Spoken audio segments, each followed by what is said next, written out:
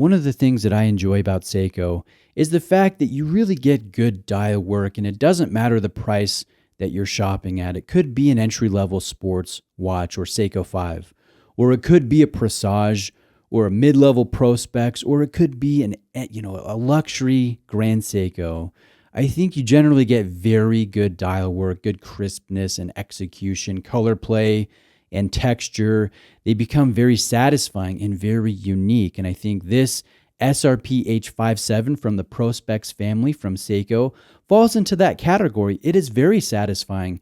It is very eye-catching, and it's very beautiful. And it doesn't matter if you're up close with a loop or a macro lens, or you're looking at this dial from arm's length, or you notice it from across the room.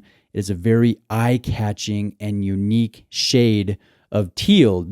Really, to me, this looks teal. I see some green tones, I see some aqua tones, but I see more green than I see blue, and it is a very beautiful dial.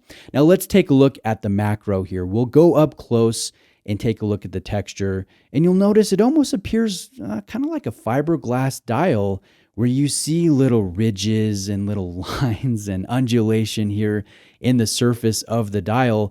And then you step back a little bit and that intricacy becomes less pronounced, and you really notice the color. You notice the brightness near the hand stack and how that feathers out toward, the periphery of the dial. That's known as a fume dial.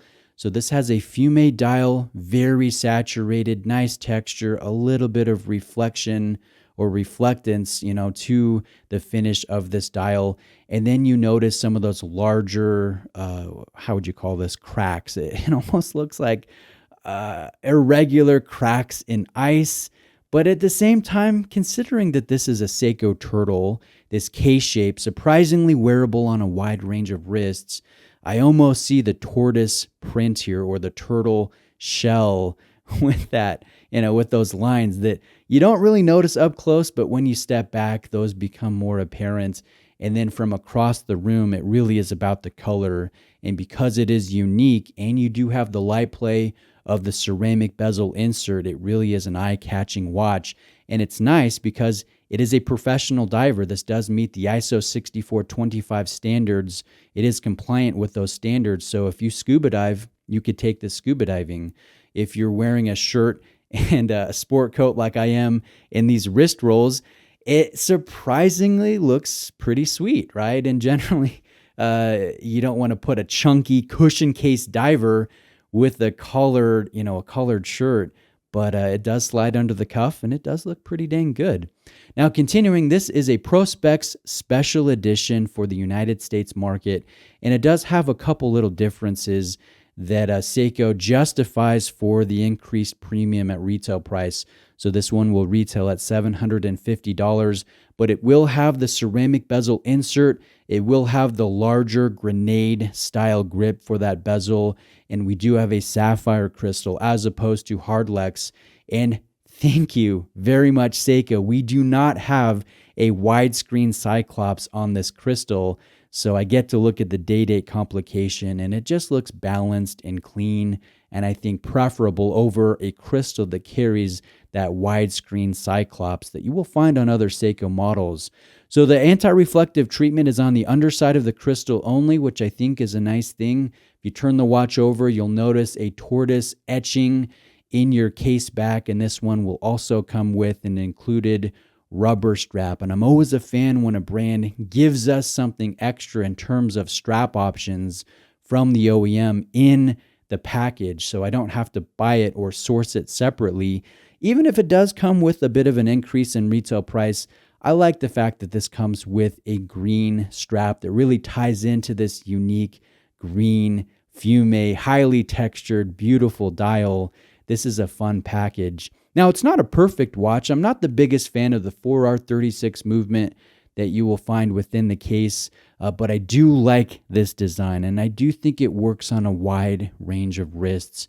And you would be surprised because you look at the nominal dimension, you see 45 millimeters, and you think, no way, you must be crazy to put that big of a cushion case diver on wrist, but it really works well. And I think it's because of the short lug to lug dimension and the relatively thin profile for a diver, an automatic diver.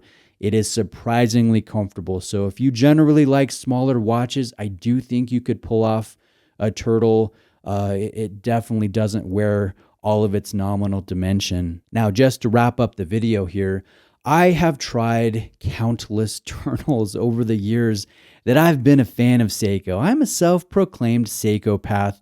I love this brand. I recognize it's not a perfect brand. They do things that can frustrate me as a watch fan, but for the most part, I really enjoy what this brand does. And the Turtle is one of those platforms that's just so easy to wear, and there is a flavor for everyone. And I've seen some beautiful special editions and limited editions. One of my favorite versions is the anthracite dial that is so clean. I love the hilted sword.